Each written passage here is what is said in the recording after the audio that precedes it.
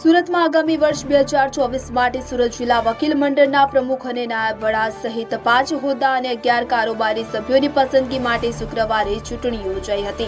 મતગણતરી સાથે પરિણામો જાહેર કરવામાં આવ્યા હતા કે જેમાં પ્રમુખ પદ પર ઉદય પટેલ, નાયબ પ્રમુખ પદ પર અભિષેક શાહ, મંત્રી પદ પર અશ્વિન પટેલ, સહમંત્રી પદ પર નિર્મલ બકરિયા અને ખજાનચી પદ પર અનુપ પટેલ વિજેતા થયા હતા। એડવોકેટ્સ બોર્ડના વર્તમાન હોદ્દેદારોનો કાર્યકાળ પૂર્ણ થઈ રહ્યો છે, તેથી નવા હોદ્દેદારોની પસંદગી માટે શુક્રવારે ચૂંટણીનું આયોજન કરવામાં આવ્યું હતું। સુરત જિલ્લા કોર્ટમાં યોજાયેલી ચૂંટણીમાં 4600 સભ્યોમાંથી 3053 સભ્યોએ તેમના મતાધિકારનો ઉપયોગ કર્યો હતો। સાંજે 4:30 વાગ્યા સુધી મતદાન થયું હતું, જે બાદ મતગણતરી શરૂ થઈ અને તેની સાથે જ પરિણામ પણ જાહેર કરવામાં આવ્યા।